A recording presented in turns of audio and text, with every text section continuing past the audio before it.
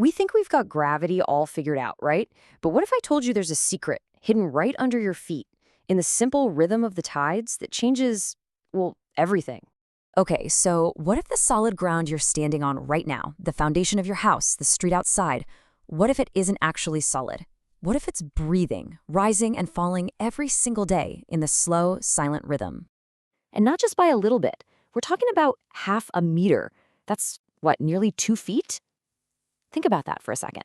The entire crust of the planet rising and falling by the height of your coffee table, twice a day. And no, this is not science fiction. This is really happening.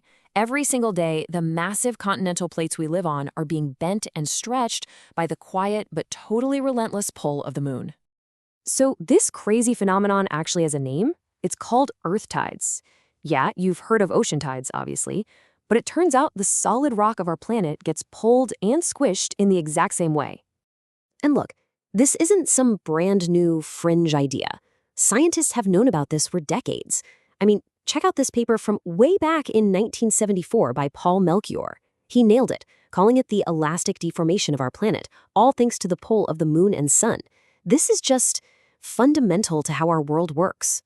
Okay, so how can you even picture this? Easy. Just imagine the Earth is a giant, kind of squishy stress ball. And as the moon goes around us, its gravity is constantly, gently squeezing and pulling on that ball. That little deformation, that squeeze, that's the earth tide. But all this constant squeezing and stretching, it's not a free ride. There's a consequence. All that friction from the rock bending back and forth, it acts like a brake, a giant cosmic brake on our entire planet. So what does this cosmic brake actually do? Well, it lengthens our day by 2 seconds. Okay, before you go and reset your watch, that's 2 seconds every 100,000 years. So yeah, it's an incredibly slow process, but it's also completely relentless. The energy that's lost to all that friction is literally slowing down our planet's spin little by little, century after century.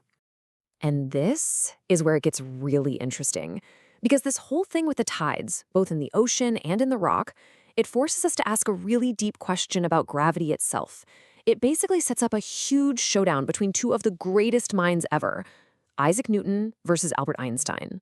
All right, let's try a little thought experiment. Imagine that right now, poof, the moon just vanishes, gone. The question is, how long would it take for the tides on Earth to stop? When would the oceans and the solid ground stop feeling that pull? Well, if you're on Team Newton, you'd say the effect is instantaneous. He believed gravity was action at a distance. So the second the moon's gone, the tides stop. But if you're on Team Einstein, his theory of general relativity has a very strict rule. Nothing, not even gravity, can travel faster than the speed of light. So for Einstein, there has to be a delay. So who's right? Is it instant, or is there a delay? The answer is one of the coolest, most mind-blowing ideas in all of physics. And it's been hiding in plain sight this whole time, in the tides themselves. Get this. The answer is just stunning. According to a 2021 paper by Goswami and Ellis, it's not about a cause and effect. Tidal forces don't create some gravitational signal that travels here. No, the tidal forces are the gravitational signal. They are, in fact, a form of gravitational waves. Okay, so what does that even mean? Think of it like this. Gravitational waves are just ripples in the fabric of space-time. You know, huge things like black holes colliding make these giant, violent splashes. But the moon, just by quietly orbiting the Earth, creates these super long, slow, continuous ripples. And it's those ripples, traveling at the speed of light, that we feel here on Earth as the tides. I mean, the researchers themselves put it perfectly. For Einstein's whole theory to work, for gravity to follow that universal speed limit, tides must be a type of gravitational wave. It's the only way the information about the moon's pull can even get to us. This is an absolutely incredible idea, right? But you might be thinking, is it just a cool theory, or can we actually prove it? Well, it turns out the proof is hanging right up there in the sky every single night. Okay. Follow me on this. It's super simple, but brilliant. Light takes about 1.3 seconds to get from the moon to your eyes. So the moon you see is actually where it was 1.3 seconds ago, right? Now, if the tides are gravitational waves traveling at the same speed, they also take 1.3 seconds to get here. So what does that mean? It means the highest point of the tide, the bulge, should point exactly at the image of the moon you see in the sky. Just think about what's at stake here. If that tidal bulge was lagging behind the moon we see, it would mean gravity is slower than light.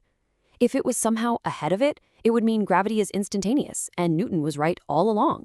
But the fact that they line up perfectly, that's our beautiful, elegant proof that gravity travels at the speed of light.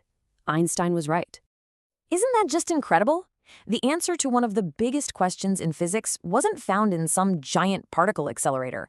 It was found in the gentle, everyday rhythm of the tides. It really makes you wonder, doesn't it? What other huge secrets about the universe are just hiding in plain sight, waiting for us to ask the right question?